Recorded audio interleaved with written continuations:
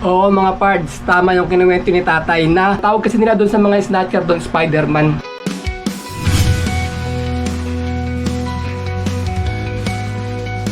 Good day mga pards! For today's video, may i-share lang ako sa inyo na nangyari sa amin ni tatay nung bumibiyahe kami nung September 17. Tama yung mga pards, yung napanood nyo sa may vlog ni George TV, shoutout nga pala sa'yo. Nagkwento si tatay kasi dun sa may vlog niya at hindi alam ni tatay na vlogger pala yung kausap niya. Nagkwento siya tungkol sa nangyari sa amin nung September 17. Oo mga pards, tama yung kinuwento ni tatay na na-snatch yung cellphone ko doon sa may Road 10 malapit sa may Pierport. Doon malapit mga pards sa may bandang nasunugan kasi nakarang araw may nasunog dun eh. Dun kami na-snatan ng snatcher. Ang masasabi ko lang sa nang-snatch ng cellphone namin, pag nakita ulit tayo sa Road 10, tsak, may sasarado na namin salamin namin mga pards para hindi na ulit maulit yun kasi mahirap na madalawan tayo eh. Alam niya ka, na-stress ako sa yun ng 3 araw. Hindi tuloy kami nakabiyahe ng 3 araw pagkatapos pumunta pa ako sa may Lalamove office mga pards kasi yung SIM card ko na nasama sa may pagkaka-snatch ng cellphone ko mga pards, ayun ang SIM card na naka-register doon kay Lalamove. Hindi natin ma-open sa ibang cellphone yun kapag wala yung SIM card. Hindi natin ma-open yung account natin kasi nagbibigay si Lalamove ng code dun sa may SIM card. Itinetext niya sa atin yun. Kaya hindi natin pwede i-open yung account natin sa ibang cellphone. Pagkatapos yung Gmail ko pa, nandun din. Dun din sa SIM card na yun naka-register. Kaya hindi ko rin ma-open. Tapos yung Gcash ko, dun din sa may SIM card na yun na nawala. Dun din naka-register yung SIM card ko. Kaya hindi ko rin ma-open yung Gcash ko. Pagkatapos yung YouTube ko mga parts, nandun din. Sa SIM card na yun, naka-register yung number na ginagamit kong Gmail dun. Kaya 3 araw kami hindi nakabiyahe. Nilakad ko lahat yun.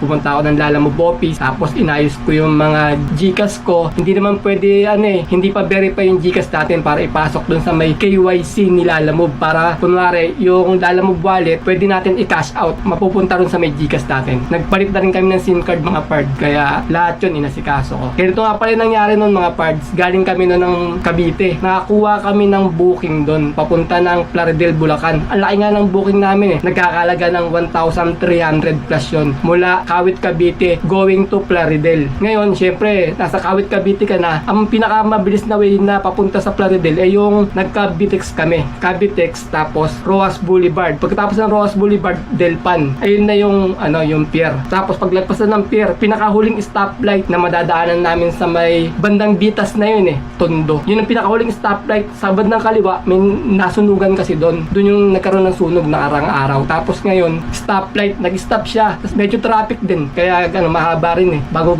lagpasan yung stoplight. Ngayon, napalingon ako sa may sunog, tinitignan ko. Nandito yung cellphone ko mga pards halos katabi lang ng manubele. Nandyan Yung salamin ko nakasara. Yung kay tatay lang kasi nakaiglip si tatay nakatulog. Nakalimutan ko sabihin din sa kanya na iangat yung bintana. Siyempre naka-open bintana niya. Tsaka kumpiyansa rin ako na hindi makukuha kasi nasa tabi ko yung cellphone ko Nandyan lang sa may ito yung manubela. Ayan, cellphone. Si tatay, medyo malayo mga pards para abutin niya ng ganun yung cellphone na mabilisan. Ang ginawa niya, tawag kasi nila doon sa mga snatcher doon, Spider-Man. Halos lahat ng mga Lalamove driver ganun tawag sa kanila doon, yung mga snatcher doon. Spider-Man ang tawag sa kanila. Ang alam mo ginawa mga pards, dinaig niya talaga yung hanggang sa natutulog si tatay. Kumalo nga sa dito ni tatay yung dibdib ng snatcher. Dito natutulog siya. Parang nagulat din siya. Hindi niya rin nahawakan. Parang nagulat siya, nabigla siya, na-shock siya. Ganyan lang siya. Tapos tinanggal yung cellphone sa may yung holder ng cellphone. Nandun yung nakakabit. Hinugot pati yung holder. Tapos ngayon, syempre naka-seatbelt ako mga pards. Naka-seatbelt ng gano'n. Pag gano'n ko sa kamay niya, hinawakan ko yung kamay niya para siya makaalis. Kaso pumiglas na lang gano'n, madulas yung mga kamay niya mga pards Isang ganyan niya lang. Alpas na ron.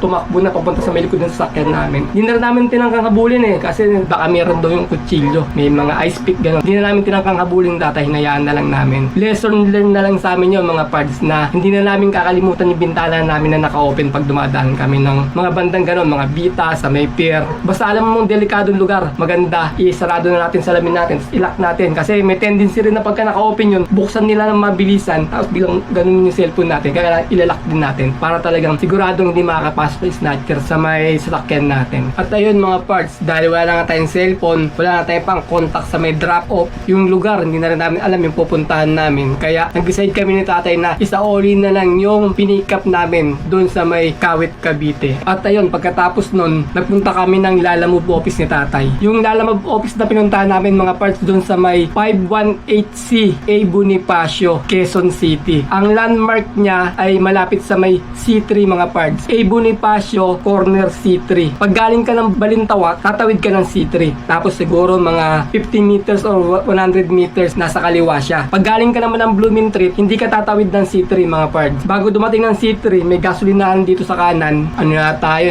Clean fuel ata kung hindi ako nagkakamali. Clean fuel. Tapos paglagpas na ng konti ng clean fuel, ayun nasa kanan. Yung Lalamove office, A Bonifacio yun mga pards. Pwede nyo rin i-map. Nakikita sa map I-type nyo lang yung 518C A Bonifacio, Quezon City. Lalabas na yun doon. Malapit siya sa may C3 Doon ako nagpapalit ng SIM card mga pards para mabuksan ko ulit yung account ko kay Lalamove. Mabilis yung mga process nila ron. Maraming pupunta kasi nga maraming mga iba doon nag-a-apply. Yung iba kumukuha ng Lalamove bag. Yung iba kumukuha ng sticker, nagpapakabit ng sticker sa mga sasakyan nila. Tapos yung mga suspended, nandun nakausap ko rin mga suspended yung mga account nila, pinapa-open ulit nila. Tapos sinasabi sa kanila kung may violation sila. Tapos inaayos doon, ganun. Kasi marami na ako nakakwentuhan mga driver doon. Hindi ko alam na nandun si George TV. Nakasabay pala namin siya nagpakabit ng ng sticker sa may sasakyan niya. Inasa loob ako, si tatay nasa labas. Tapos ngayon kinausap siya ni George TV kasi nakilala nga siya si tatay. Ngayon kinausap. Kinuwento nga ni tatay doon kay George TV yung nangyari sa amin. Tapos hindi alam tatay na vlogger pa rin kausap niya na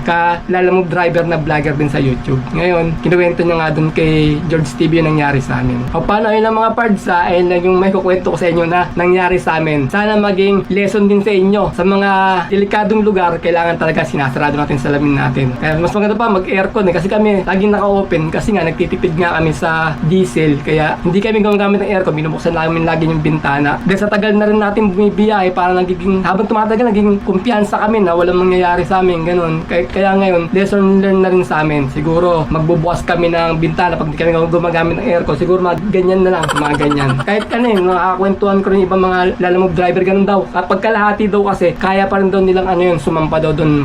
Kasi mga Spider-Man nga daw yung mga dun mga taga-tondo ng mga snatcher. Kaya, ingat na lang tayo mga parts pagka bumibiyahe tayo at dadaan tayo dun sa may Road 10, bandang Bitas. Yun, ingat tayo. Basta yung kahabaan ng pier na yun, sarado na natin salamin natin para sigurado at safe tayo sa biyahe natin. O paano? Ayun lang mga parts Kita-kita na lang ulit tayo sa mga susunod ko pa mga video.